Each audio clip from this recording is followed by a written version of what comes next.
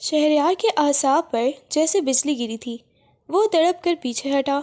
اس کی آنکھیں دعا کے بازو پر موجود اس بدحیت اور گہرے نشان پر جمی تھیں جو کسی وحشیانہ ظلم کی خاموش گواہی دے رہا تھا۔ اس کے ذہن میں موجود شہوت اور تپش ایک پل میں برف کی طرح ٹھنڈی پڑ گئی اور اس کی جگہ ایک انجانے خوف اور گھن نے لے لی۔ یہ کیا ہے دعا؟ اس کی آواز حلق میں پھنس رہی تھی۔ دعا نے اپنی آستین دوبارہ نیچے نہیں کی بلکہ وہ اسی طرح ساکت کھڑی رہی۔ اس کی آنکھوں میں پھیلی وہ ویرانی اب شہریار کے پور پور میں اتر رہی تھی۔ اس نے محسوس کیا کہ یہ لڑکی جسے اب تک نوریان کے انتقام کا ایک معمولی مہرہ سمجھ رہا تھا، دراصل کسی بہت بڑے اور خونی راز کی آمین ہے۔ شہریار کا ہاتھ جو ابھی دعا کے لمس کے لیے بے چین تھا اب لرز رہا تھا۔ کمرے کی فضا بوجھل ہو گئی تھی اور باہر کالی رات کا سناٹا اس سچائی کو نگلنے کے لیے تیار کھڑا تھا جو دعا کے لبوں سے ابھی برآمد ہونے والی تھی۔ شہریار کو لگا جیسے اس نے نوریان کی امانت میں خیانت نہیں کی بلکہ وہ خود ایک ایسی آگ کے قریب جا پہنچا ہے جو پاشا خاندان کے ساتھ ساتھ اسے بھی جلا کر راکھ کر دے گی۔ دعا کی آنکھیں اب کسی بنجر زمین کی طرح خشک تھیں جن میں آنسوں کی جگہ ایک تھکا دینے والا سچ کھڑا ہوا تھا۔ میں نوریان پاشا کے لیے کوئی ہتھیار نہیں ہوں شہریار صاحب، بلکہ میں وہ گناہ ہوں جسے افضل پاشا نے برسوں پہلے ایک اندھیری رات میں جنم دیا تھا۔ اس کی آواز میں ایسی کاٹ تھی کہ شہریار کے رونگٹے کھڑے ہو گئے۔ دعا نے اپنی نظریں کمرے کے گوشے میں جمی گڑیا پر ڈالی اور پھر گویا ہوئی، فارس نے مجھے اس لیے پالا کیونکہ وہ جانتا تھا کہ ایک دن پاشا خاندان کی جھوٹی غیرت اسی ناجائز رشتے کے بوجھ تلے دم توڑ دے گی۔ وہ جانتا تھا کہ نوریان لالا کبھی اپنی سگی بہن کا سودا نہیں کریں گے، اس لیے اس نے مجھے ان کے سامنے پیش کر دیا تاکہ وہ اپنے ہی خون کی حرمت پامال کر بیٹھے۔ شہریار کو لگا جیسے اس کے پیروں تلے سے زمین نکل گئی ہو۔ اسے اس ہولناک حقیقت کا ادراک ہو رہا تھا کہ نوریان نے غیرت کے نام پر جس لڑکی کا نکاح اپنے دوست سے کروایا وہ کوئی اور نہیں بلکہ اس کی اپنی سگی بہن تھی۔ شہریار کا سانس سینے میں ہی اٹک گیا۔ اسے اپنی گرفت ان تمام جذباتی لہروں پر ڈھیلی پڑتی محسوس ہوئی جو تھوڑی دیر پہلے اسے دعا کے قریب لے آئی تھیں۔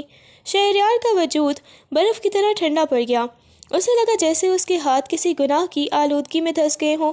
وہ شخص جو نوریان کا دست راز تھا، جس نے نوریان کی آنکھوں میں آئمہ کے لیے بہتے آنسو دیکھے تھے، آج اسی نوریان کی سگی ماں مگر چھپائی گئی بہن کے سامنے مجرم بن کر کھڑا تھا۔ افضل پاشا کی بیٹی؟ اس کے لبوں سے یہ الفاظ کسی سسکی کی طرح نکلے۔ دعا نے ایک تلخ مسکراہٹ کے ساتھ سر جھکا لیا۔ اس کے چہرے پر وہی پاشا خاندان والی مخصوص جھلک اب صاف دکھائی دے رہی تھی جسے اب تک معصومیت کا پردہ ڈھانپے ہوئے تھا۔ ہاں شہریار صاحب، میں وہی ناپاکی ہوں جسے حویلی کی دیواروں نے قبول نہیں کیا اور جسے فارس نے ایک مہلک ہتھیار بنا کر نوریان لالا کی گود میں پھینک دیا۔ شہریار نے لرزتے ہاتھوں سے صوفے کا سہارا لیا۔ اس کا دماغ معوف ہو رہا تھا۔ اسے نوریان کی وہ دھاڑ یاد آئی جب اس نے کہا تھا کہ اسے مٹی میں ملا دو، اور اب اسے احساس ہوا کہ نوریان انجانے میں اپنے ہی خون کی تسلیل کر رہا تھا۔ نوریان اس وقت اپنے بیڈ روم کی بالکنی میں کھڑا سرد ہوا کے تھپیڑے اپنے چہرے پر محسوس کر رہا تھا مگر اس کے اندر کی آگ ٹھنڈی ہونے کا نام نہیں لے رہی تھی۔ کمرے کے اندر بیڈ پر آئمہ ساکت لیٹی تھی۔ اس کی آنکھیں چھت کو گھور رہی تھیں جیسے وہ وہاں اپنی برباد شدہ زندگی کے نقش تلاش کر رہی ہو۔ نوریان نے سگریٹ کا ایک لمبا کش لیا اور دھواں فضا میں اچھال دیا۔ اس کا دل چاہ رہا تھا کہ وہ زمین و آسمان ایک کر دے تاکہ آئمہ کے چہرے پر وہ پہلی والی مسکراہٹ واپس آ سکے، مگر اسے معلوم تھا کہ کچھ زخم ایسے ہوتے ہیں جن کا مرہم وقت کے پاس بھی نہیں ہوتا۔ اس نے مڑ کر نیم آنکھوں سے آئمہ کو دیکھا۔ اس کا دل خون کے آنسو رو رہا تھا۔ وہ شخص جو دشمنوں کے سامنے پہاڑ بن جاتا تھا آج اپنی ہی محبت کی خاموشی کے سامنے ریت کا ڈھیر ثابت ہو رہا تھا۔ اسے آئمہ کے وہ الفاظ یاد آ رہے تھے جو اس نے ہسپتال میں کہے تھے، لالا میرے وجود سے اس درندے کا لمس ہٹا دیں۔ نوریان نے اپنی مٹھی اتنی سختی سے بھینچی کہ اس کے ناخن گوشت میں پیوست ہو گئے۔ اس کے ذہن میں اب صرف ایک ہی چہرہ گھوم رہا تھا، فارس اور اس کے پیچھے چھپے وہ تمام مہرے جنہوں نے آئمہ کو اس حال تک پہنچایا تھا۔ اچانک آئمہ کے وجود میں ایک جھرجھری سی دوڑی اور اس کے خشک لبوں سے ایک لرزتی ہوئی چیخ نکلی، فارس! نہیں! نوریان سگریٹ وہیں فرش پر مسل کر دیوانہ وار بیڈ کی طرف لپکا۔ آئمہ نیند میں بری طرح تڑپ رہی تھی۔ اس کے ماتھے پر पसीने के कतरे चमक रहे थे और वो अपने हाथों से हवा में किसी नादीदा वजूद को पीछे धकेलने की कोशिश कर रही थी। नूरियान ने तड़प कर उसे अपने हिसार में लेना चाहा, मगर जैसे ही उसके हाथ आयमा के कंधों में हुए और छुए, आयमा ने हौलनाक अंदाज में अपनी आंखें खोल दी और नूरियान को पहचानने की बजाय उसे वहशतज़दा नज़रों से देखने लगी। उसकी सांसें उखड़ रही थीं और वो बेड की पुष्ट से जा लगी। उसका पूरा जिस्म थर थर काँप रहा था। मत छूना मुझे, तुम वही हो, तुम्हारी आंखों में भी वही दरिंदगी है। आयमा की आवाज़ किसी जख्मी परिंदे की तरह फड़फड़ा रही थी। नूरियान का हाथ फिजा में ही मुंजमद हो गया। उसे लगा जैसे किसी ने उसके सीने में गर्म पिघला हुआ सीसा भर दिया हो। वो शख्स जो आयमा का मान था, आज उसके लिए खौफ की अलामत बन चुका था। नूरियान ने अपनी मुट्ठी दीवार पर दे मारी। उसके जोड़ों से खून रस कर सफ़ेद दीवार पर सुर्ख लकीरें बनाने लगा, मगर उसे अपने जिस्मानी दर्द का एहसास तक न था। उसे तो वो रूह तड़पा रही थी जो उसके सामने किरची किरची होकर बिखर चुकी थी। नूरियान ने अपने ज़ख्मी और लहूलुहान हाथ को एक झटके से पीछे किया और घुटनों के बल फर्श पर बैठ गया ताकि आयमा को उसके कद से खौफ न आए। उसने अपनी आवाज़ को जितना हो सकता था रेशम की तरह नरम और मोहब्बत से गुंधा हुआ बनाकर पुकारा, आयमा, मेरी तरफ देखो, मैं तुम्हारा नूरियान हूँ। वो शख्स नहीं जो तुम्हें तकलीफ़ दे, बल्कि वो जो तुम्हारी तकलीफ़ को अपनी रूह में उतारने के लिए तड़प रहा है। आयमा की वहशतज़दा आंखें आहिस्ता आहिस्ता नूरियान के चेहरे पर टिकी, जहाँ गुस्से की जगह अब सिर्फ बेपनाह निदामत और वालिहानापन था। नूरियान ने बहुत हिम्मत जमा करके नहायत आहिस्तगी से अपना दूसरा हाथ आयमा के लरसते हुए हाथ के पास रखा। उसे छुए बगैर सिर्फ अपनी मौजूदगी का एहसास दिलाया। तुम कहती हो ना कि मेरे लम्स में वही दरिंदगी है, तो देखो आयमा, मैं तुम्हें तब तक नहीं छूऊंगा जब तक तुम्हारा दिल मुझसे पनाह ना मांग ले। मैं तुम्हारा वो हिसार बनूंगा जहाँ हवा भी तुम्हारी इजाज़त के बगैर दाखिल ना हो सके। आयमा की सिसकियाँ धीरे धीरे कम होने लगीं। नूरियान की आंखों में मौजूद सच्चाई और उसके लहजे की रकत ने आयमा के अंदर जमी खौफ की बर्फ़ को थोड़ा पिघला दिया। उसने कांपते हाथों अपनी उंगलियां नूरियान की हथेली के करीब की, जैसे वो यकीन करना चाहती हो कि ये वही नूरियान है जो उसे अंधेरों से निकाल लाया था। नूरियान ने उसे महसूस किया मगर हरकत नहीं की। वो साकित रहा, जैसे कोई इबादत गुजार अपने खुदा के सामने झुका हो। आयमा ने धीरे से अपना सर नूरियान के कंधे पर टिका दिया। ये एक खामोश एतराफ़ था कि इस जहान फ़ानी में अगर कोई उसकी रूह को दोबारा जोड़ सकता है तो वो सिर्फ यही शख्स है। नूरियान ने सुकून की एक लंबी सांस दी और अपने आंसू आयमा के बालों में जज्ब होने दिए। ये लम्स अब बोझ नहीं, एक मुकद्दस अहद बन चुका था। शहरयार के अंदर का ज़ब्त अब मुकम्मल तौर पर टूट चुका था। दुआ के लबों से निकला वो जुमला कि वो एक मुर्दा लाश है और उसके 16 साला वजूद की वो तड़प शहरयार के एसाब पर हथौड़ों की तरह लगी थी। उसने मसलहत, दोस्ती और नूरियान के खौफ को एक झटके से परे धकेला और दीवानावार दुआ के चेहरे को अपने दोनों हाथों के प्याले में भर लिया। दुआ की बंद पलकों से आंसू छलक कर शहरयार की उंगलियों को भिगो रहे थे, मगर शहरयार की नज़रें उसके लरसते गुलाबी लबों पर जमी थी। उसने अपना चेहरा दुआ के इतना करीब किया कि उनकी सांसें एक दूसरे में जम होने लगी, और फिर वो लम्हा आया जब उसने तमाम तर हदूद को पामाल करते हुए अपने लब दुआ के लबों पर रख दिए। दुआ के वजूद में एक बिजली सी दौड़ी। उसके छोटे छोटे हाथ शहरयार के सीने पर जम गए, जैसे वो उसे पीछे धकेलना चाहती हो, मगर उसके अंदर की कमज़ोरी ने उसे बेबस कर दिया था। शहरयार का लम्स अब हमदर्दी का नहीं रहा था, उसमें एक वहशियाना मलकियत और बरसों की प्यास थी जो दुआ की पोर पोर को झुलसा रही थी। उसने दुआ की कमर के गिर्द अपने बाजू हमाइल करके उसे अपने सीने से इस कदर सख्ती से भींचा कि दुआ के सीने की धड़कनें शहरयार के दिल के साथ हम आहंग हो गई। कमरे की बोझल फिजा अब उनकी अनकही आग की लपेट में थी, जहाँ नूरियान का इंतकाम पीछे रह गया था और सिर्फ दो तड़पते हुए वजूद बाकी थे जो एक दूसरे के लम्स में अपनी शनाख्त खो रहे थे। शहरयार ने दुआ के निचले लब को अपनी गिरफ्त में लिया तो दुआ के हलक से एक मध्यम सी सिसकी निकली, जो एहतजाज नहीं बल्कि एक मुकम्मल सुपुर्दगी की सज़ा थी। वो लड़की जो ख़ुद को मोहरा कह रही थी। शहरयार की इस बेबाक लम्स ने उसे ज़िंदगी की उस हिद्दत से रोशनास करा दिया था जहाँ अब वापसी का कोई रास्ता न था। शहरयार अभी दुआ के लम्स के शहर में ही गिरफ्तार था कि दूर मेज़ पर पड़े उसके फ़ोन की स्क्रीन रोशन हुई, मगर उसने उसे नज़रअंदाज कर दिया। उधर शहर के दूसरे कोने में नूरियान पाशा के फ़ोन पर एक नोटिफिकेशन की आवाज़ गूंजी, जिसने कमरे की रोमानवी खामोशी को किसी खंजर की तरह चीर दिया। नूरियान ने आयमा के आहिस्ता से तकिए से लगाया और फ़ोन उठाया। स्क्रीन पर फारिस का नाम देखकर उसके माथे पर गुस्से की रगें उभर आईं। मैसेज मुख्तसर मगर हौलनाक था। नूरियान पाशा, अपनी बहन दुआ का बहुत ख्याल रखना, क्योंकि वो बहुत जल्द बेवा होने वाली है। मेरा निशाना कभी नहीं चूकता। نوریان کے ہاتھ لرزنے لگے، اس کی آنکھوں میں وحشت اتر آئی۔ اسے لگا جیسے فارس اس کے فارم ہاؤس کی دیواروں کے پیچھے ہی کہیں چھپا بیٹھا ہے۔ اس نے فوراً شہریار کا نمبر ڈائل کیا، مگر دوسری طرف سے صرف گھنٹی بجتی رہی۔ نوریان نے غصے میں فون بیڈ پر پٹکا اور اپنی پستول اٹھا لی۔ اسے احساس ہو گیا تھا کہ فارس نے اسے آئمہ کے دکھ میں الجھا کر شہریار اور دعا کو موت کے جبڑے میں دھکیل دیا ہے۔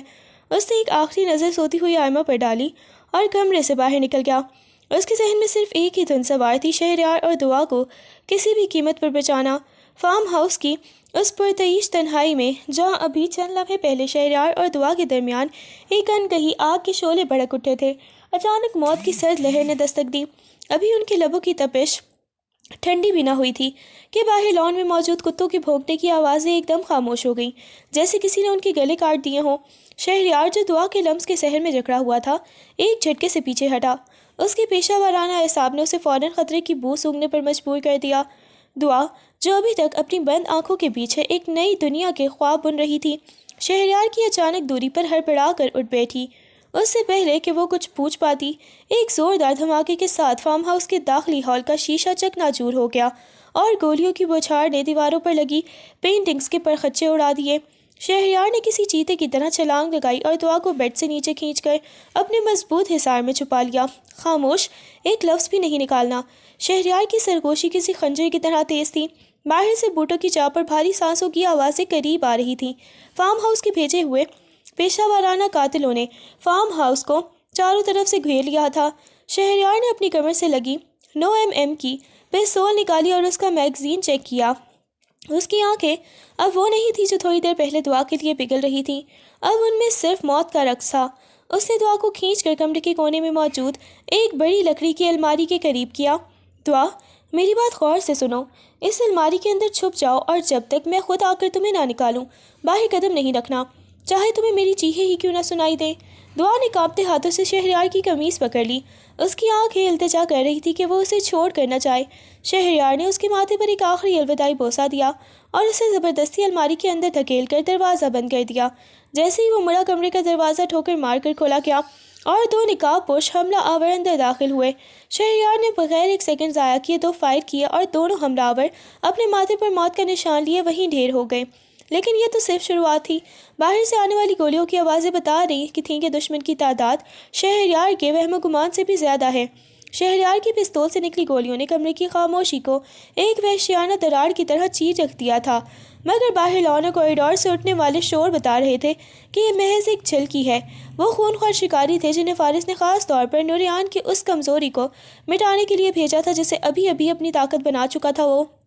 شہریار نے کمرے کے بھاری ساگوان کے بیڈ کو ایک ہی جھٹکے سے دھکیلا اور اسے دروازے کے سامنے اڑا دیا تاکہ دشمن کو اندر آنے میں رکاوٹ ہو۔ گولیوں کی بوچھاڑ اب کھڑکیوں کے شیشوں کو ریزہ ریزہ کر رہی تھی۔ شیشے کی کرچیوں کے بارش دعا کے الماری کے سامنے گر رہی تھی، جہاں وہ اپنی سانسیں روکے گھٹنوں میں سر دیے بیٹھی کانپ رہی تھی۔ اسے الماری کی چھٹیوں سے شہریار کا وہ عکس نظر آ رہا تھا جو کسی بپرے ہوئے شیر کی طرح پوزیشن لیے کھڑا تھا۔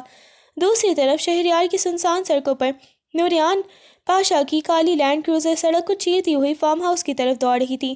نوریان کے ہاتھ اسٹیئرنگ وہیل پر اتنی سختی سے جمے تھے کہ اس کے پور سفید پڑ رہے تھے۔ اس کے ساتھ والی سیٹ پر جلال اور پیچھے 2 مزید مسلح گارڈز بیٹھے تھے جن کے چہروں پر موت جیسی سنجیدگی طاری تھی۔ نوریان کا موبائل فون ڈیش بورڈ پر پڑا مسلسل بج رہا تھا، مگر اسے اٹھانے کی مہلت نہیں تھی۔ اسے صرف فارس کا وہ جملہ یاد آ رہا تھا کہ دعا بیوہ ہونے والی ہے۔ نوریان کے اندر ایک عجیب سا تضاد جنم لے رہا تھا۔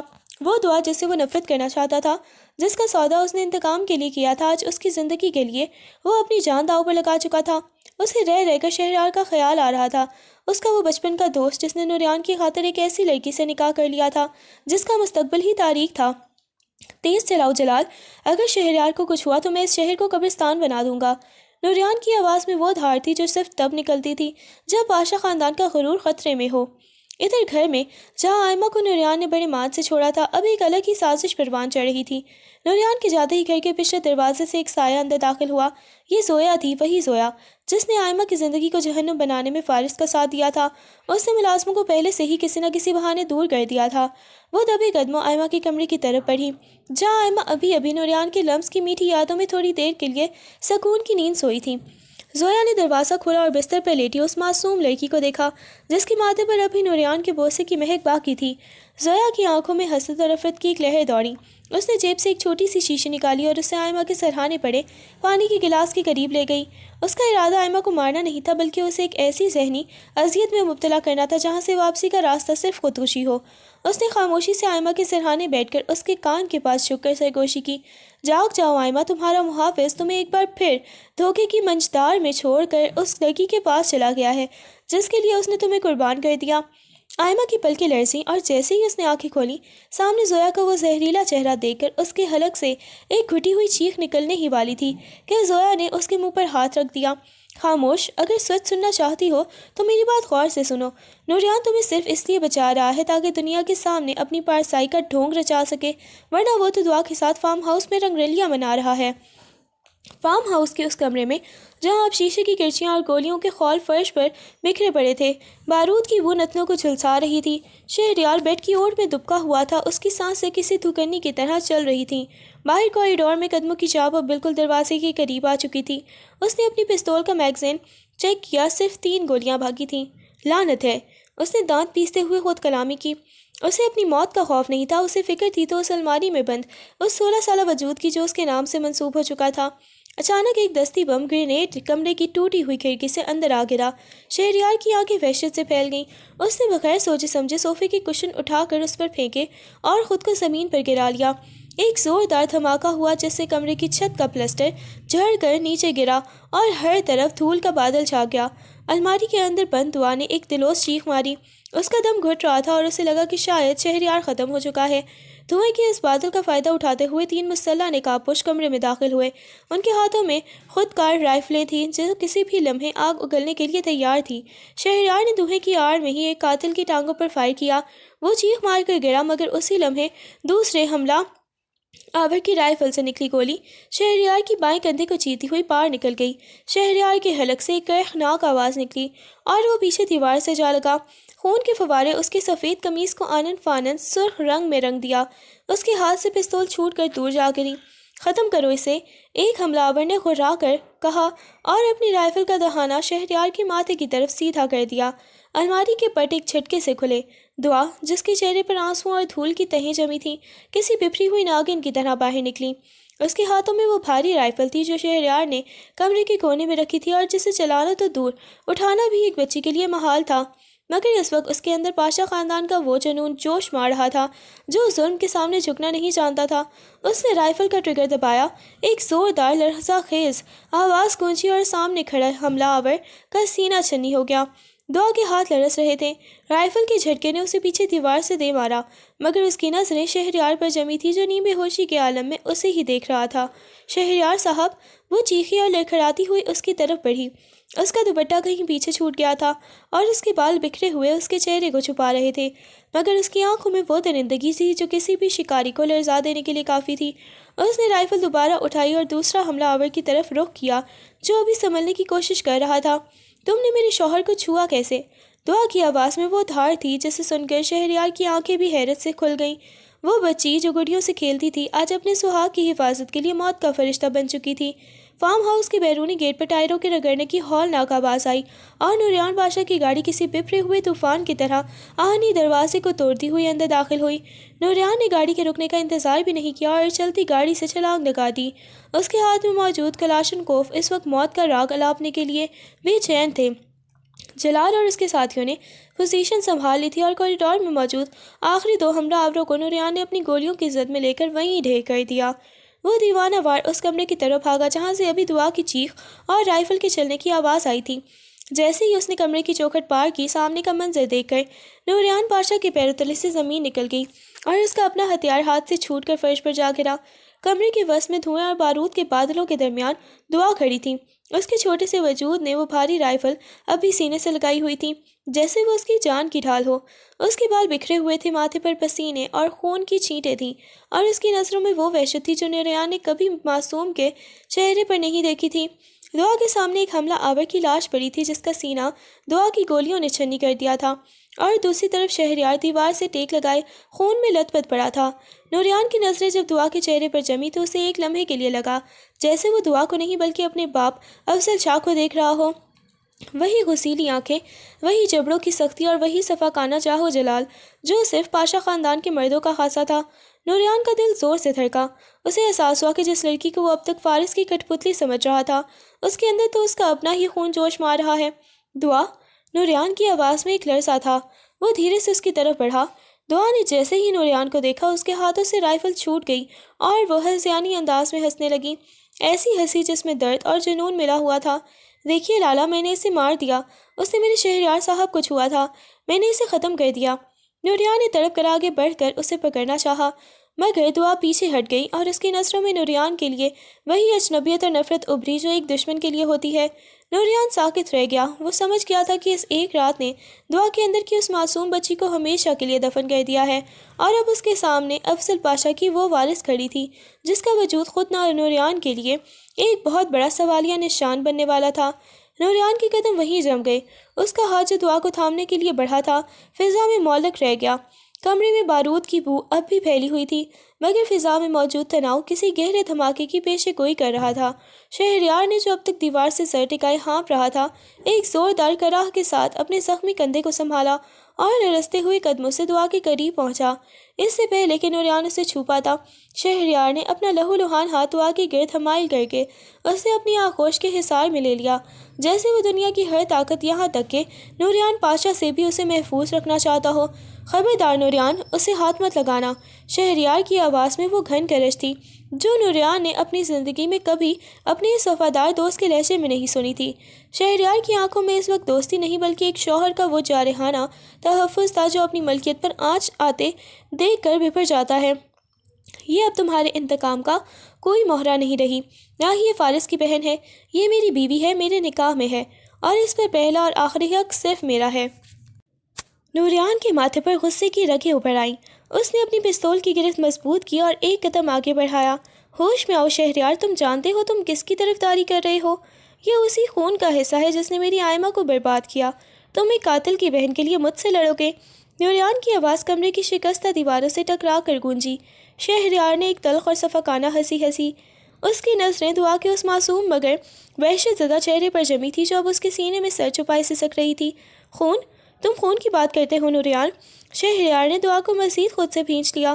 کاش تم جانتے کہ اس لڑکی کے رگوں میں کس کا خون دوڑ رہا ہے، تم تو اپنی زبان کاٹ لیتے، لیکن فی الحال صرف اتنا یاد رکھو کہ اگر اس کی طرف تمہارا ایک قدم بھی بڑھا تو میں بھول جاؤں گا کہ تم میرے دوست ہو یا بھائی۔ میں نے اسے الماری سے نکال کر اپنی زندگی میں شامل کیا ہے، اب اسے یہاں سے صرف میری لاش پر سے ہی گزر کر ہی لے جایا جا سکتا ہے۔ نوریان کا شک ابھی گہرے صدمے میں بدلتا گیا تھا۔ اسے شہریار کی باتوں میں چھپا وہ لرزہ خیز راز بے چین کر رہا تھا۔ اس نے دیکھا کہ دعا، جو نوریان کی آواز سن کر تھر تھر کانپتی تھی، اب شہریار کے خون آلود وجود میں سکون ڈھونڈ رہی تھی۔ نوریان کو پہلی بار احساس ہوا کہ اس نے جس آگ کو فارس کے گھر میں لگایا تھا، اس کی چنگاریاں اب اس کے اپنے سب سے قریبی رشتے کو بھسم کرنے کے لیے تیار کھڑی تھیں۔ تم کچھ چھپا رہے ہو شہریار، تم مجھ سے کچھ بہت بڑا چھپا رہے ہو، نوریان نے دانت پیستے ہوئے کہا۔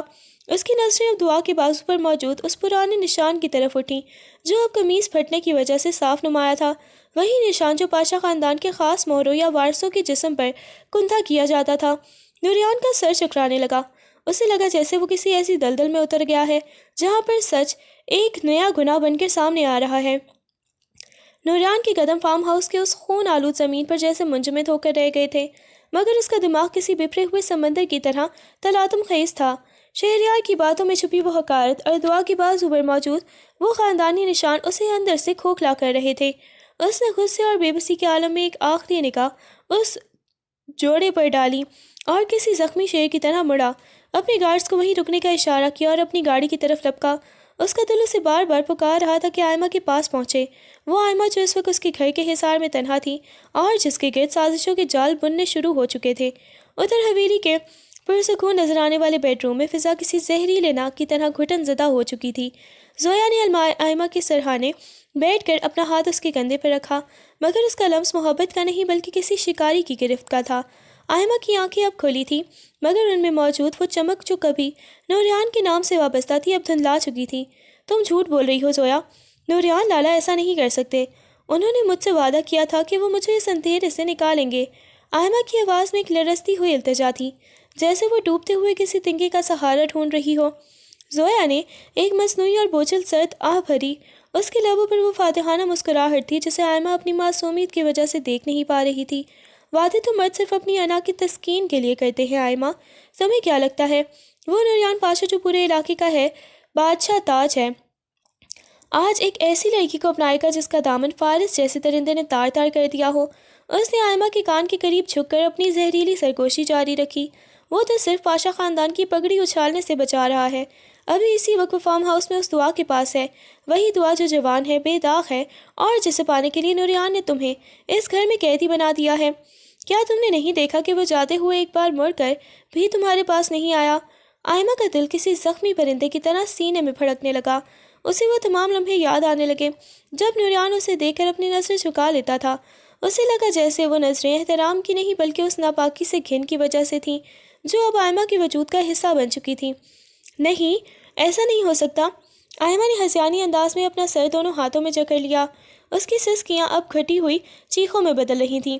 زویا نے موقع پا کر میز پر پڑا وہ پانی کا گلاس آئمہ کی طرف بڑھایا جس میں اس نے پہلے ہی ایک ایسی دوا ملا دی تھی جو انسان کے حواس کو معطل کر کے اسے خودکشی کی طرف مائل کر دیتی ہے۔ یہ پی لو آئمہ، تمہارا گلا خشک ہو رہا ہے، اور یاد رکھنا اس دنیا میں تمہارا کوئی نہیں ہے۔ نوریان پاشا بھی اب کسی اور کا ہو چکا ہے۔ آئمہ نے لرزتے ہاتھوں سے وہ گلاس تھام لیا۔ اس کی نظریں دیوار پر لگی نوریان کی تصویر پر جمی تھیں جہاں اسے اب محبت نہیں بلکہ ایک ایسا طنز نظر آ رہا تھا جو اسے جیتے جی مار دینے کے لیے کافی تھا۔ اس نے ایک ہی سانس میں وہ زہریلا پانی پی لیا، بے خبر کہ وہ اپنی موت کے پروانے پر خود دستخط کروا رہی ہے۔ نوریان کی گاڑی حویلی کے سنگلاخ راستوں پر ٹائروں کا دھواں اڑاتی ہوئی رکی۔ اس کا دل کسی نامعلوم خوف سے سینے میں ہتھوڑے مار رہا تھا۔ فارم ہاؤس کے اس خونی منظر اور شہریار کی بغاوت نے اسے ذہنی طور پر مفلوج کر دیا تھا، مگر آئمہ اس کی زندگی کی وہ آخری حد تھی جسے پار کرنا اس کے لیے ناممکن تھا۔ وہ گاڑی سے اترا اور دیوانہ وار سیڑھیاں چڑھتا ہوا اپنے بیڈ روم کی طرف بھاگا۔ اس کے بوٹوں کی چاپ خالی کوریڈورز میں ایک ہولناک گونج پیدا کر رہی تھی۔ آئمہ، میں آ گیا آئمہ۔ اس نے ہانپتے ہوئے کمرے کا بھاری دروازہ ایک جھٹکے سے کھولا، مگر سامنے کا منظر دیکھ کر اس کی چیخ حلق میں ہی دم توڑ گئی۔ کمرہ خالی تھا، بیڈ کی چادریں سلوٹوں سے بھری تھیں جیسے وہاں کوئی تڑپا ہو، اور فرش پر وہ گلاس ٹوٹا پڑا تھا جس میں زویا نے زہر گھولا تھا۔ نوریان کی نظریں سائڈ ٹیبل پر پڑی جہاں آئمہ کی وہ انگوٹھی پڑی تھی جو نوریان نے اسے اپنی موت کی پہلی نشانی کے طور پر دی تھی۔ اس کے برابر میں ایک سفید کاغذ کا ٹکڑا تھا جس پر لکھے الفاظ نے نوریان کی روح کو چیرنے کے لیے کافی تھے۔ نوریان، میں اس گندگی اور تذلیل کے بوجھ تلے مزید نہیں جی سکتی۔ آپ نے مجھے بچا کر مجھ پر احسان نہیں کیا بلکہ میری موت کو تول دیا ہے۔ میں جا رہی ہوں وہاں جہاں کوئی لمس میلا نہیں ہوتا اور جہاں کوئی پاشا اپنی غیرت کا سودا نہیں کرتا۔ مجھے ڈھونڈنے کی کوشش مت کیجیے گا کیونکہ اب آپ کو صرف میری لاش ملے گی۔ نوریان کے ہاتھ سے وہ رکعت چھوٹ کر فرش پر جا گرا۔ نہیں، ایسا نہیں ہو سکتا آئمہ۔ اس نے ایک وحشیانہ دھاڑ ماری اور کمرے کی چیزیں الٹ پلٹ کرنا شروع کر دیں۔ اس کی نظر اچانک کھڑکی سے باہر دور جاتی ہوئی ایک کالی گاڑی پر پڑی جو حویلی کے راستے پچھلے سے نکل رہی تھی۔ اسے احساس ہوا کہ آئمہ خود نہیں گئی، اسے لے جایا گیا ہے یا اسے مجبور کیا گیا ہے۔ اسی لمحے اس کا فون بجا۔ اسکرین پر کسی نامعلوم نمبر سے ایک ویڈیو میسج آیا تھا۔ نوریان نے لرزتے ہاتھوں سے وہ ویڈیو پلے کی۔ سامنے دریا کا بپھرا ہوا کنارہ تھا جہاں آئمہ بدحواسی کے عالم میں کھڑی تھی۔ اس کا سفید لباس ہوا میں لہرا رہا تھا اور اس کی آنکھوں میں زندگی کی کوئی رمق باقی نہ تھی۔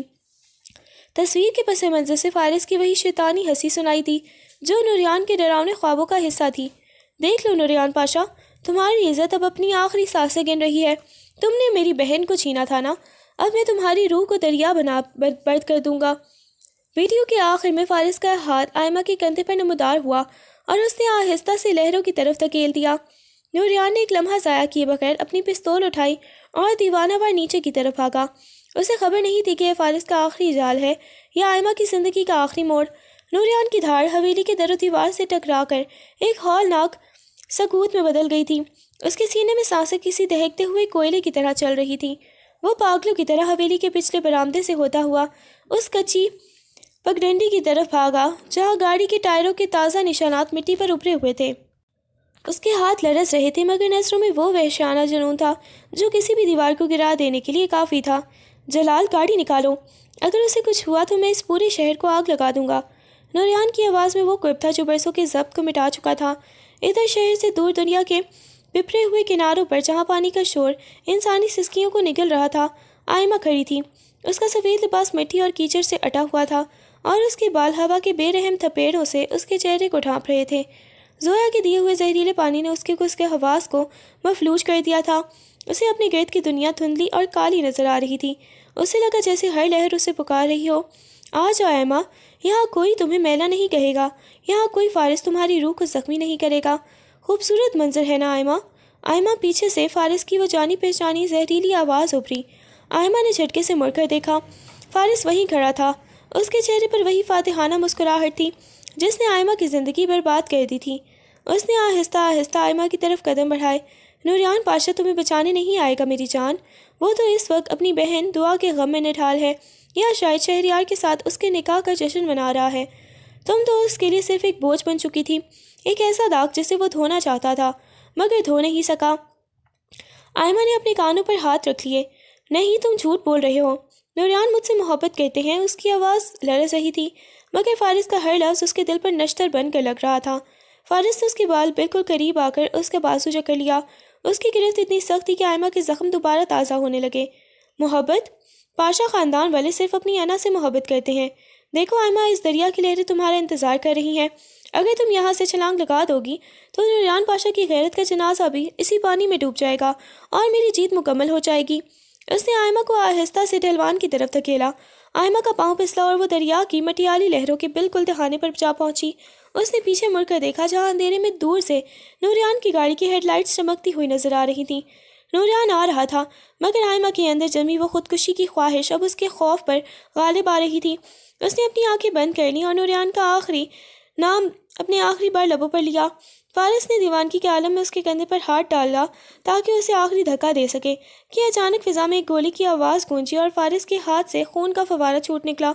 نوریان پاشا پہنچ چکا تھا، اس کی آنکھیں خون خوار تھیں اور پستول کا دہانہ اب بھی دھواں اگل رہا تھا۔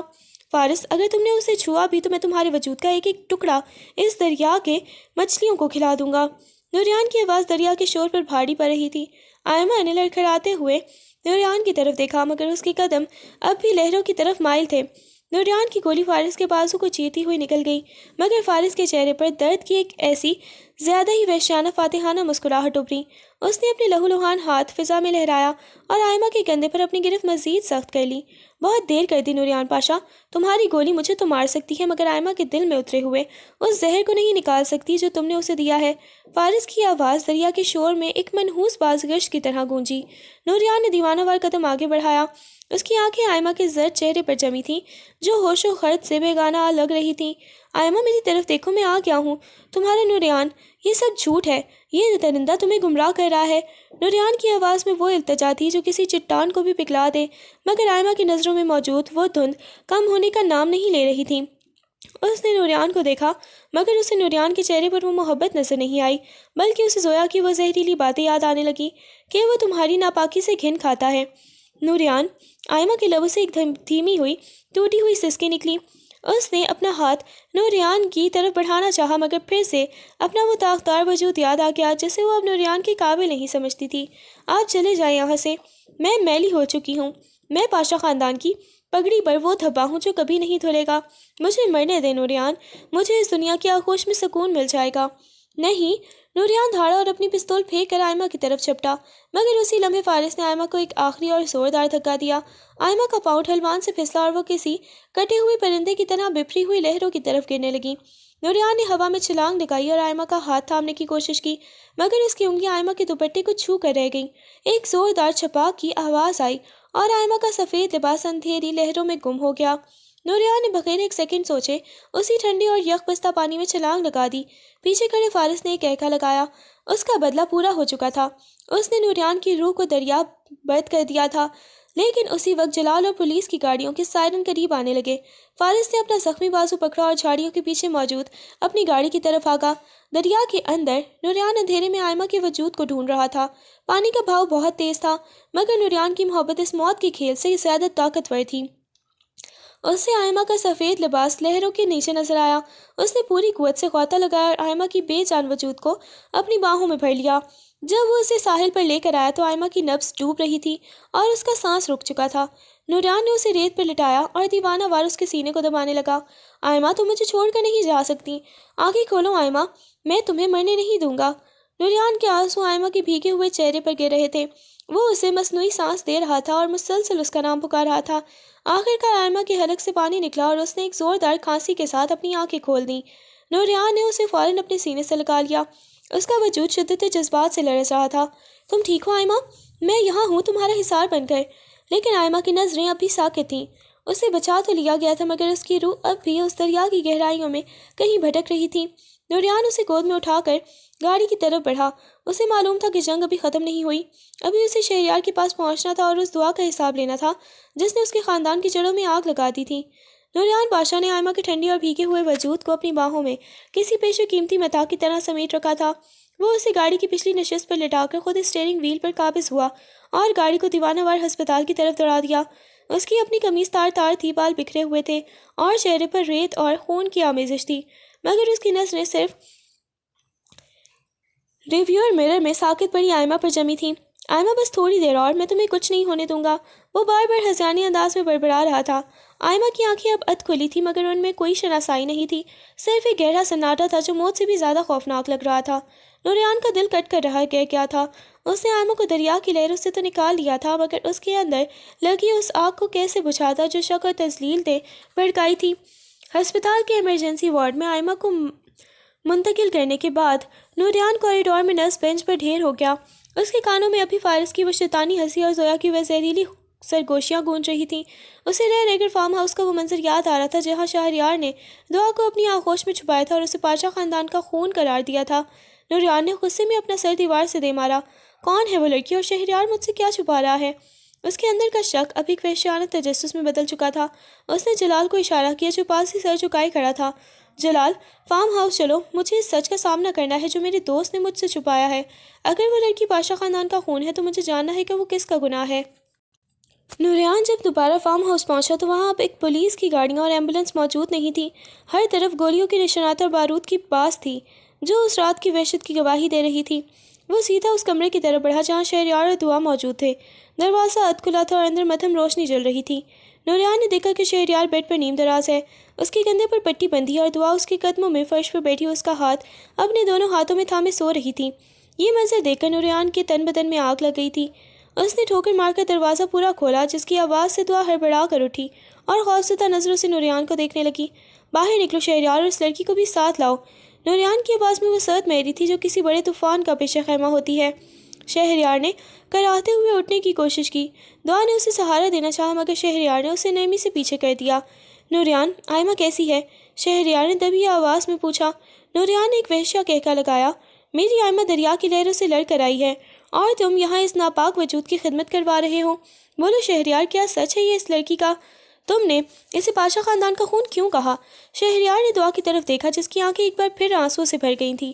उसने एक लंबी सांस ली और नूरियान की आंखों में आंखें डालकर बोला, नूरियान, तुमने हमेशा अपने बाप अफजल पाशा को एक आइडियल समझा, एक ऐसा इंसान जिसकी गैरत पर कभी आँच नहीं आई।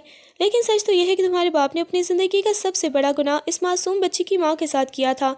नूरियान का रंग फक हो गया, उसके हाथ लरजने लगे। शहरयार ने बात जारी रखी। दुआ तुम्हारी सौतेली बहन है नूरियान। अफसर पाशा ने उसकी माँ को धोखे से निकाह के जाल में फंसाया और जब दुआ पैदा हुई तो इसे और इसकी माँ को मरने के लिए छोड़ दिया। फारिस के बाप ने इस राज को पाला और फारिस ने उसे तुम्हारे खिलाफ हथियार बनाया। नूरियान के पैरों तले से ज़मीन निकल गई। उसे लगा जैसे आसमान उसके सर पर आ गिरा हो।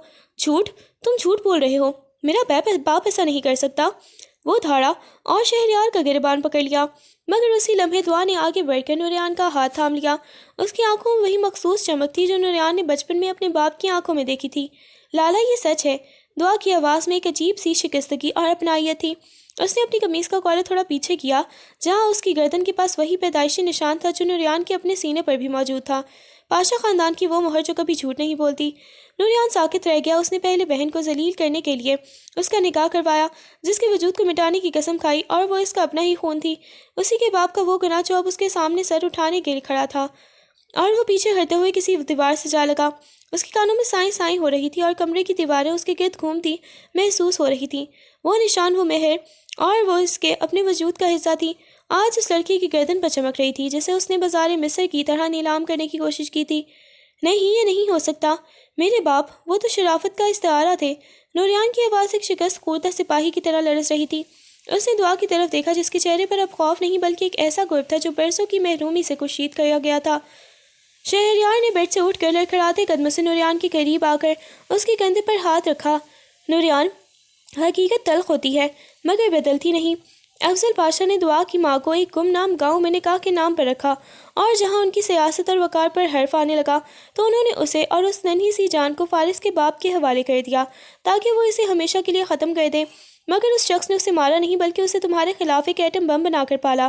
فارس نے آئمہ کے ساتھ جو کیا وہ اسی نفرت کا بدلہ تھا جو تمہارے باپ نے بوئی تھی۔ نوریان نے ایک وحشیانہ چیخ ماری اور قریب پڑا ہوا گلدان دیوار پر دے مارا۔ تو میں نے اپنی ہی بہن کا سودا کیا، میں نے آئمہ کے بدلے اپنی ہی رگوں کے خون کو اس آگ میں جھونک دیا۔ اس کی آنکھوں میں لہو رنگ آنسو بہہ رہے تھے۔ اس نے دعا کی طرف دیکھا جو ابھی تک زمین پر بیٹھی اسے حسرت سے دیکھ رہی تھی۔ وہ لڑکی جسے اس نے ناپاک کہا تھا وہ تو اسی کے باپ کی نشانی تھی جسے وہ برسوں سے ڈھونڈنے کا دعویٰ کرتا تھا۔ دعا آہستہ سے اٹھی اور نوریان کے قریب آئی۔ اس نے لرزتے ہاتھوں سے نوریان کا وہ ہاتھ تھام لیا جس سے اس نے تھوڑی دیر پہلے پستول تانی تھی۔ لالا، میں نے کبھی آپ سے نفرت نہیں کی، میں تو اس جیل میں بھی صرف اس لیے جیتی رہی کہ ایک دن میرا بڑا بھائی آئے گا اور مجھے اس جہنم سے نکال لے جائے گا۔ مجھے نہیں معلوم تھا کہ آپ مجھے نکالنے نہیں بلکہ کسی اور جہنم میں پھینکنے آ رہے ہیں۔ نوریان کا دل پاش پاش ہو گیا۔ اس نے ایک دم دعا کو اپنے سینے سے لگا لیا۔ یہ وہ لمس نہیں تھا جو وہ آئمہ کو دیتا تھا، یہ وہ تڑپ تھی جو ایک بھائی کو اپنی بچھڑی ہوئی بہن کے ملنے پر ہوتی ہے۔ اس نے دعا کے سر پر ہاتھ رکھا اور دھاڑے مار کر رونے لگا۔ مجھے معاف کر دو دعا، میں اندھا ہو گیا تھا، میں نے انتقام کی آگ میں اپنے ہی گھر کو جلا دیا۔ شہریار یہ منظر دیکھ کر اپنی تکلیف بھول گیا، مگر اسے معلوم تھا کہ یہ سکون عارضی ہے۔ ابھی آئمہ ہسپتال میں زندگی اور موت کی جنگ لڑ رہی تھی اور فارس اب بھی آزاد تھا۔ نوریان، رونے کا وقت نہیں ہے۔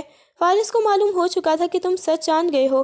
وہ اب بھی آئمہ پر آخری بار کرے گا تاکہ تمہیں مکمل طور پر توڑ سکے۔ اب تمہارا ابھی ہسپتال پہنچنا ضروری ہے اس سے پہلے کہ وہ وہاں پہنچ جائے۔ نوریان نے اپنی آنکھیں پوچھی۔ اس کی آنکھوں میں اب پچھتاوے کی جگہ ایک اور نئی اور زیادہ ہولناک آگ بھڑک رہی تھی۔ جلال، گاڑی تیار کرو، آج پاشا خاندان کا حساب ہوگا اور اس بار میں صرف اپنی بہن کا نہیں اپنی عزت کا بھی بدلہ لوں گا۔ اس نے دعا کا ہاتھ پکڑا اور اسے شہریار کے سپرد کیا۔ شہریار، اسے اپنی جان سے زیادہ عزیز رکھنا۔ میں آئمہ کو بچانے جا رہا ہوں اور اگر میں واپس نہ آؤں تو دعا کو بتانا کہ اس کا بھائی گنہگار ضرور تھا مگر غدار نہیں۔ نوریان نے اپنی گاڑی ہسپتال کی عمارت کے سامنے ایک چیختے ہوئے بریک کے ساتھ روکا۔ بارش اب موسلا دھار برس رہی تھی جیسے آسمان بھی پاشا خاندان کے گناہوں کو دھونے کی کوشش کر رہا ہو۔ نوریان نے گاڑی سے نکلتے ہی اپنی پستول نکالی اور کوریڈور کی طرف بھاگا۔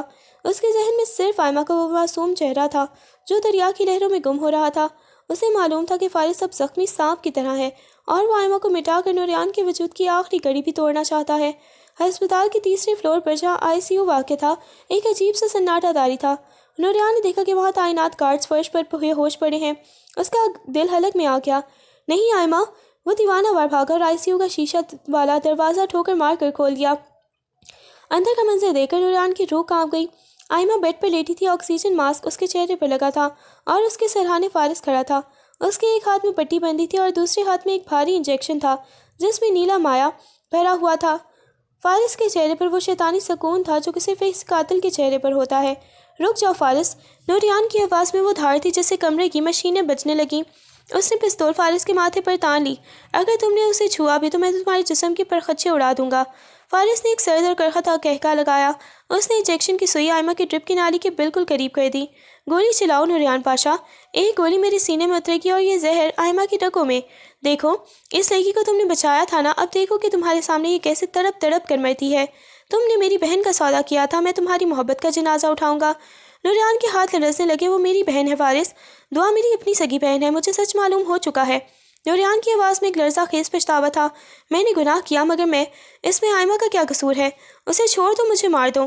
فارس کی آنکھیں ایک لمحے کے لیے حیرت سے پھیلی مگر پھر وہ دوبارہ وحشت سے بھر گئیں۔ بہن؟ اب یاد آیا تمہیں؟ جب اسے بازار میں کھڑا کیا تھا تب خون یاد آیا نہیں تھا؟ اب بہت دیر ہو چکی ہے نوریان پاشا، پاشا خاندان کا سورج اب غروب ہونے والا ہے۔ اس نے جیسے ہی انجیکشن دبانے کی کوشش کی نوریان نے پستول پھینکی اور کسی چیتے کی طرح فارس پر جھپٹا۔ دونوں فرش پر گرے اور ایک خونی کشمکش شروع ہو گئی۔ فارس نے نوریان کے زخمی کندھے پر مکہ مارا جس سے نوریان کی چیخ نکل گئی مگر نوریان نے فارس کا گلا اتنی سختی سے جکڑ لیا کہ اس کی آنکھیں باہر کو ابلنے لگیں۔ اچانک بیڈ پر موجود آئمہ کے ہاتھ میں ایک جنبش ہوئی۔ اس نے دھیرے سے اپنی آنکھیں کھولیں اور دھندلی نظروں سے سامنے موجود اس وحشیانہ منظر کو دیکھا۔ اس نے آکسیجن ماسک ہٹانے کی کوشش کی، اس کی سانسیں اکھڑ رہی تھیں۔ نوریان! اس کی آواز اتنی مدھم تھی کہ شاید صرف نوریان کا دل ہی اسے سن سکتا تھا۔ نوریان نے جیسے ہی آئمہ کی آواز سنی اس کی گرفت ڈھیلی پڑی اور اسی کا فائدہ اٹھاتے ہوئے فارس نے جیب سے ایک چھوٹا سا خنجر نکال کر نوریان کے پہلو میں اتار دیا۔ نوریان کے حلق سے ایک کرخناک چیخ نکلی اور اس کا وجود ایک لمحے کے لیے ساکت ہو گیا، مگر اس نے اپنے پہلو سے بہتے خون کی پرواہ کیے بغیر فارس کا وہ ہاتھ جکڑ لیا جس میں خنجر تھا۔ نوریان کی آنکھوں میں اس وقت موت نہیں تھا بلکہ اپنی محبت کو کھونے کا وہ ہولناک خوف تھا جو انسان کو درندہ بنا دیتا ہے۔ اس نے پوری قوت سے فارس کا سر فرش پر دے مارا، 1 2 3 بار، یہاں تک کہ فارس کی گرفت ڈھیلی پڑ گئی اور اس کی آنکھیں چھت کو گھورتی رہ گئیں۔ نوریان نے ہانپتے ہوئے اسے پرے دھکیلا اور لڑکھڑاتے قدموں سے آئمہ کے بیڈ کی طرف بڑھا۔ آئمہ دیکھو میں یہاں ہوں۔ نوریان نے خون آلود ہاتھوں سے آئمہ کا چہرہ چھوا۔ آئمہ کی آنکھوں میں وہ وحشت نہیں تھی بلکہ ایک گہرا سکون تھا، جیسے اس نے اپنے محافظ کو پہچان لیا ہو۔ اس نے نحیف ہاتھ سے نوریان کی پیشانی سے پسینہ پوچھا۔ آپ آ گئے لالا۔ اس کی آواز ریشم کی طرح نرم تھی۔ نوریان نے اس کا ہاتھ چوم لیا اور اسے اپنے سینے سے لگا لیا۔ اسی لمحے وارڈ کا دروازہ دوبارہ کھلا اور شہریار اور دعا اندر داخل ہوئے۔ دعا نے جب اپنے بھائی کو خون میں لت پت دیکھا تو اس کے حلق سے سسکی نکل گئی۔ وہ بھاگتی ہوئی نوریان کے قدموں میں بیٹھ گئی۔ نوریان نے اسے دیکھا اور پھر شہریار کی طرف، جس کی آنکھوں میں اب کوئی گلہ نہیں تھا، صرف ایک تسلی تھی۔ نوریان نے دعا کا سر اپنے گھٹنے پر رکھا اور آئمہ کا ہاتھ تھام کر ایک لمبی پرسکون سانس لیتی۔ 3 ماہ بعد پاشا حویلی کے در و دیوار اب بارود کی بو سے نہیں بلکہ رات کی رانی کی مہک سے مہک رہے تھے۔ وہ حویلی جو کبھی انتقام کا مرکز تھی اب ایک نئی زندگی کی نوید دے رہی تھی۔ آئمہ اب مکمل طور پر صحت یاب ہو چکی تھی۔ اس کے چہرے پر وہ پہلی والی مسکراہٹ تو شاید کبھی لوٹ کر نہ آتی، مگر اس کی آنکھوں میں وہ وقار آ گیا تھا جو کسی بھی طوفان سے لڑ کر بچ نکلنے والی عورت کا خاصہ ہوتا ہے۔ نوریان نے حویلی کے صحن میں بنے اس پرانے مزار کے پاس ایک نئی یادگار بنوائی تھی، دعا کی ماں کی یادگار۔ اس نے دنیا کے سامنے اعتراف کیا تھا کہ دعا اس کے باپ کا گناہ نہیں بلکہ پاشا خاندان کا وہ حق ہے جسے برسوں سے دبایا گیا تھا۔ دعا اب صرف ایک نام نہیں تھا، وہ اس حویلی کی رونق بن چکی تھی، جسے شہریار کی محبت نے ایک ایسا حصار دے دیا تھا جہاں اب کوئی فارس قدم نہیں رکھ سکتا تھا۔ شہریار اور نوریان اب ایک دوسرے کے سامنے خاموش ہو جاتے تھے، مگر وہ خاموشی اب شرمندگی کی نہیں بلکہ گہرے احترام کی تھی۔ شہریار نے نوریان کو وہ سب کچھ دیا جو ایک سچا دوست دے سکتا ہے، اس کی بہن کی حفاظت اور اس کی روح کا سکون۔ شام کے سائے گہرے ہو رہے تھے جب نوریان بالکنی میں کھڑا آئمہ کو صحن میں دعا کے ساتھ باتیں کرتے دیکھ رہا تھا۔ اس نے محسوس کیا کہ تمام پہیلیاں اب سلجھ چکی ہیں۔ آئمہ کی پاکیزگی اس کے جسم کے داغوں میں نہیں بلکہ اس کی روح کی ثابت قدمی میں تھی، اور دعا کی پہچان اس کے ماضی میں نہیں بلکہ اس کے حال میں تھی۔ نوریان نے اپنے پہلو میں پڑے اس زخم کو چھوا جو اب ایک نشان بن چکا تھا، ایک ایسا نشان جو اسے یاد دلاتا رہا کہ انتقام کی آگ صرف راگ پیدا کرتی ہے جبکہ محبت کی تپش کچھ رشتوں کو کندن بنا دیتی ہے۔ اس نے آسمان کی طرف دیکھا جہاں ستارے چمکنے لگے تھے۔ پاشا خاندان کی تاریخ کا ایک سیاہ باب ختم ہو چکا تھا اور اب ایک نئی داستان لکھی جا رہی تھی جس کی بنیاد نفرت نہیں تھی بلکہ درگزر اور سچی محبت پر تھی۔ حویلی کی فضاؤں میں انتقام کا زہریلا دھواں مکمل طور پر چڑھ چکا تھا۔ آج کی شام پاشا حویلی کے در و دیوار پر وہ اجالے اترتے جن کی تمنا نسلوں سے کی جا رہی تھی۔ حویلی کی کشادہ لان میں جہاں کبھی صرف مسلح گارڈز کا پہرا ہوتا تھا اب سفید گلابوں کی مہک رقص کر رہی تھی۔ نوریان پاشا جس کے چہرے کی سختی اب ایک گہرے سکون میں بدل رہی تھی بیلکنی میں کھڑا نیچے کا منظر دیکھ رہا تھا۔ اس کے برابر میں آئمہ کھڑی تھی، اس کا ہاتھ نوریان کے ہاتھ میں محفوظ تھا۔ آئمہ کی آنکھوں میں اب وہ خوف نہیں تھا جو اسے دریا کی لہروں تک لے گیا تھا بلکہ ان میں وہ اعتماد تھا جو صرف اس عورت کو ملتا ہے جسے اس کا مان واپس مل جائے۔ نوریان نے اس کے ہاتھ پر اپنی گرفت مضبوط کی اور اسے دھیرے سے کہا، آئمہ تم نے مجھے معاف کر کے مجھے ایک نئی زندگی دی ہے، اب یہ حویلی تمہاری مسکراہٹ کی اسیر رہے گی۔ آئمہ نے جواب میں صرف اپنا سر اس کے کندھے پر ٹکا دیا، ایک ایسی خاموشی جو ہزاروں لفظوں پر بھاری تھی۔ نیچے لان میں شہریار اور دعا ٹہل رہے تھے۔ دعا جو کبھی ایک سہمی ہوئی قیدی تھی اب پاشا خاندان کی وہ شہزادی بن چکی تھی جس کا حق نوریان نے پوری دنیا کے سامنے تسلیم کیا تھا۔ شہریار کے چہرے پر وہ اطمینان تھا جو ایک فاتح کے پاس ہوتا ہے، وہ فاتح جس نے جنگ تلوار سے نہیں بلکہ محبت اور سچائی سے جیتی تھی۔ دعا نے رک کر ایک کھلتا ہوا گلاب توڑا اور شہریار کی طرف دیکھا۔ شہریار صاحب، آپ نے مجھے اس وقت اپنایا جب میرا کوئی نام نہیں تھا۔ آج میرے پاس سب کچھ ہے مگر میری سب سے بڑی پہچان آپ کا نام ہے۔ شہریار نے مسکرا کر اس کا ہاتھ تھاما۔ دعا، تم وہ نور ہو جس نے پاشا خاندان کے تاریک گناہوں کو دھو ڈالا۔ تم میری زندگی کی وہ دعا ہو جو برسوں کی ریاست کے بعد قبول ہوئی۔ دور حویلی کے مرکزی گیٹ کے پاس جلال اور باقی وفادار ملازم اب کسی خوف میں نہیں بلکہ خوشی میں مگن تھے۔ فارس کا نام و نشان مٹ چکا تھا اور اس کے ہاتھ سے ہی وہ تمام مہرے بھی بکھر گئے تھے جنہوں نے اس خاندان کو برباد کرنے کی سازش کی تھی۔ زویا کو اس کے کیے کی سزا مل چکی تھی اور وہ اب تنہائی کی قید خانے میں اپنی ہی نفرت کی آگ میں جل رہی تھی۔ آسمان پر چاند اپنی پوری آب و تاب کے ساتھ چمک رہا تھا جیسے وہ بھی اس ملاپ کی گواہ ہو۔ نوریان نے نیچے جھانک کر اپنے دوست شہریار کو دیکھا اور پھر اپنی بہن دعا کو۔ اسے احساس ہوا کہ اصل طاقت انتقام میں نہیں بلکہ اپنے خون کو پہچاننے اور رشتوں کی حرمت بچانے میں ہے۔ نوریان، آئمہ، شہریار اور دعا اب حویلی کے سیڑھیوں پر ایک ساتھ جمع تھے۔ یہ چار وجود جو کبھی غلط فہمی اور دشمنوں کی بھینٹ چڑھتے والے تھے، اب ایک ایسی زنجیر کی کڑیاں بن چکے تھے جسے توڑنا ناممکن تھا۔ نوریان نے سب کی طرف دیکھ کر ایک پرعزم مسکراہٹ کے ساتھ کہا، آج سے اس حویلی میں کوئی پاشا نہیں ہوگا، صرف ایک خاندان ہوگا جس کی بنیاد محبت پر ہوگی۔ ہوا کے ایک سر جھونکے نے ان کے چاروں کو اپنی آغوش میں لے لیا، جیسے قدرت ان کے زخموں پر مرہم رکھ رہی ہو۔ رات کی خاموشی میں اب صرف محبت کے گیت سنائی دے رہے تھے۔ تمام پہیلیاں سلجھ گئی تھیں، تمام زخم بھر گئے تھے، اور پاشا خاندان کی تاریخ کا سب سے خوبصورت باب اب شروع ہو رہا تھا۔